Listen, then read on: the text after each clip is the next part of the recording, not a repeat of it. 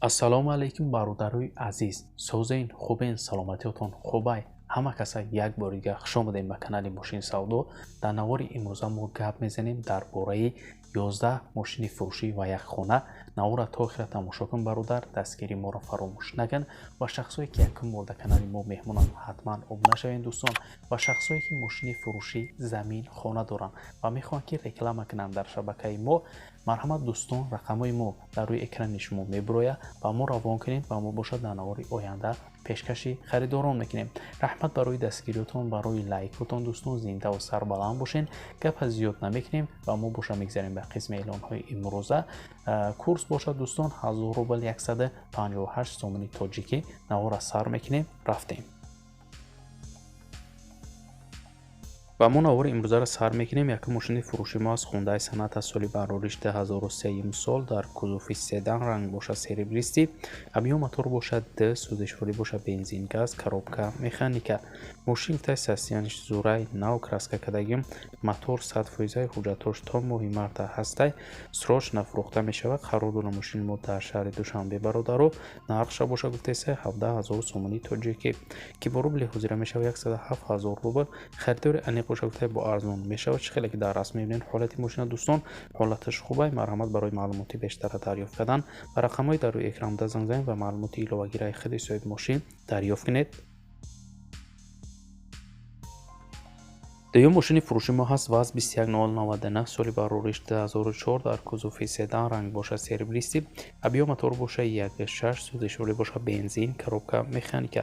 мошин гуфтаи састияниш созай тозай, коробка моторош созай, краскаш нав кардагем, 4 баллони нав задагемша ҳамаш ай нав сабират кардагем.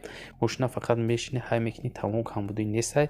қарор дорем мошини мо дар шаҳри Душанбе бародаро. нархша бошад гуфтаи 14500 сомони тоҷикӣ ки бо рубли ҳозира мешавад 91000 рубл. харидори аниқ бошад гуфтаи арзонам мекунем. марҳамат дӯстон, барои маълумоти бештара дарёфт кардан рақамҳои соҳиби мошин дар рӯи экрани шумо. сеюм мошини фурӯши мо ҳаст Daewoo Nexia соли барориш 1997 дар кузуфи седан ранг бошад сафед. объём мотор бошад 1.6, сӯзишворӣ бошад газ, бензин, коробка механика. мошин дар ҳолати хуби техникӣ қарор дорад. срочно фурӯхтан дар кор гуфтаи маълумоти бештар нависондагӣ нестай дӯстон. қарор дорем мошини мо дар шаҳри Душанбе. нархша бошад гуфтаи 13500 сомони тоҷикӣ ки бо рубли ҳозира мешавад 85000 рубл. харидори аниқ бошад гуфтаи бо арзонам мешавад. марҳамат дӯстон, барои маълумоти бештара дарёфт кардан ба рақамҳои дар рӯи экранда занг занед ва маълумоти иловагира аз худи соҳиби мошин дарёфт кунед ва лайкгузориро фаромӯш накунед бародаро ва мо боша мегзарем ба эълони навбатӣ. чорум мошини фурӯши мо ҳаст Audi A6 соли барориш 1998 дар кузуфи седан. объём мотор бошад DV8 бародаро. сӯзишворӣ бошад газ, бензин, коробка автомат. мошин дар ҳолати хуб қарор дорад. ягон дард надорад. фақат мешини ҳай мекунӣ. акклиматори нав дорад. антифриз ҳамаша нав кардагим. ягон камбудӣ нестай. срочно фурӯхта мешавад дӯстон. қарор дорем мошини мо дар шаҳри Душанбе бародаро. нархша бошад гуфтаи 24000 сомони тоҷикӣ ки бо рубли ҳозира мешавад 151000 рубл. харидори аниқ бошад гуфтаи арзонам мешавад. марҳамат дӯстон, барои маълумоти бештара дарёфт кардан ба рақамҳои дар рӯи экранда занг занед ва маълумоти бештара аз худи соҳиби мошин дарёфт кунед. мегзарем ба эълони панҷум. ВАЗ 2107 соли барориш 2004 дар кузуфи седан ранг бошад сафед. объём мотор бошад 1.3, сӯзишворӣ бошад бензин, газ, коробка механика. мошин дар ҳолати хуби техникӣ қарор дорад. ҳуҷҷатош буд шидагай, тонировкашам буд шидагай. срочно фурӯхта мешавад гуфтай. қарор дорем мошин дар шаҳри Душанбе бародаро. нархша бошад гуфтаи 14000 сомони тоҷикӣ ки бо рубли ҳозира мешавад 88000 рубл. харидори аниқ бошад гуфтай бо арзонам мешавад. марҳамат дӯстон, барои маълумоти бештара дарёфт кардан ба рақамҳои дар рӯи экранда занг занед ва маълумоти иловагира аз худи соҳиби мошин дарёфт кунед. шашум мошини фурӯши мо ҳаст Kia Rio соли барориш 2010 дар кузуфи фургон ранг бошад серебристи. объём мотор бошад 1.4, сӯзишворӣ бошад газ, бензин, коробка механика. мошин дар ҳолати хуб қарор дорад. фавран фурӯхта мешавад. қарор дорам мошини мо дар шаҳри Душанбе бародаро нархша боша гуфтеса 20,000 сомон ки бо рубли ҳозира мешавад 126,000 рубл. харидори аниқ боша гуфтай савдо мекунем. алишам мешавад ба ягон Opel Vectra ки хадавоиш 100% боша гуфтай. марҳамат дӯстон, барои маълумоти бештара дарёфт кардан ба рақамҳои дар рӯи экран даст занг занед ва маълумоти пурра ва аниқа аз худи соҳиби мошин дарёфт кунед.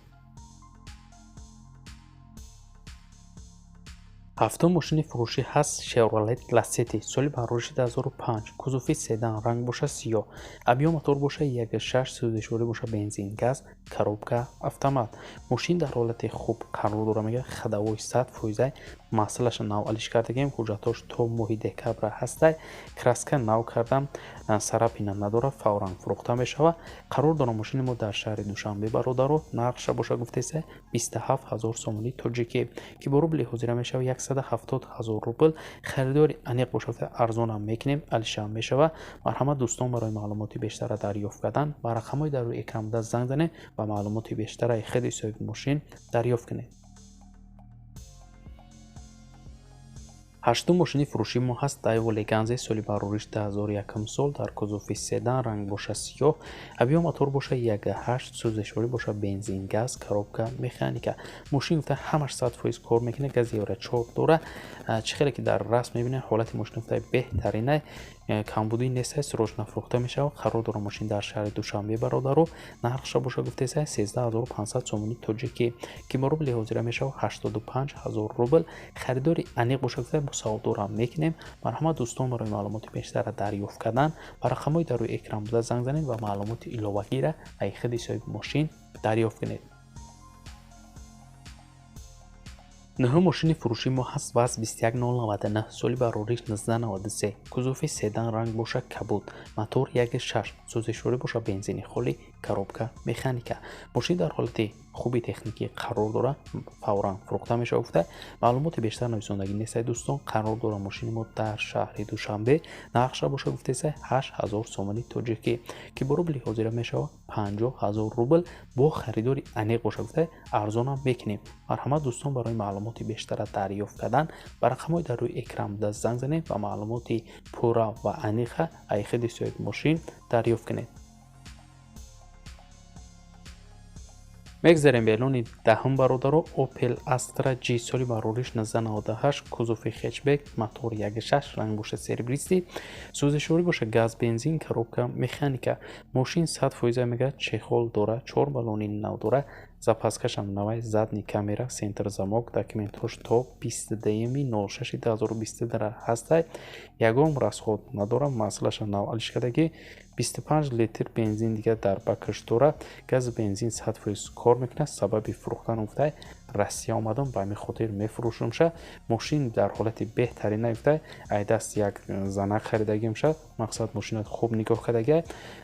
мошина фақат мешини ҳай мекунӣ, камбудӣ надорад дӯстон, фавран фурӯхта мешавад. қарор дорад мошини мо дар ноҳияи Фархор бародаро нархша боша гуфтеса ин бародар 40,000 сомони тоҷикӣ ки бо рубли ҳозира мешавад 250,000 рубл. харидори аниқ боша гуфта бо арзонам мекунем. марҳамат дӯстон, барои маълумоти бештара дарёфт кардан ба рақамҳои дар рӯи экран буда занг занед ва маълумоти пурра ва аниқа аз худи соҳиби мошин дарёфт кунед. мегзарем ба эълони 11 бародаро хонаи фурӯшӣ дорем. хонаи фурӯши мо қарор дорад дар шаҳри Ваҳдат дар деҳаи Истиқлол, дорои 6 сотиқ замин, дар хона ремонт кардагӣ, кухни, баня, ошхона, ҳоҷатхона дора, гирдаш забор гирифтагӣ, дарвоза дора, свет об ҳаст. хона дар якум қатор дар наздики роҳи Калон қарор дора, фавран фурӯхта мешавад. нархша боша гуфтеса бародаро 185,000 сомони тоҷикӣ ки бо рубли русӣ мешавад 1,166,000 рубл. харидори аниқ боша гуфта марҳамат занг занед.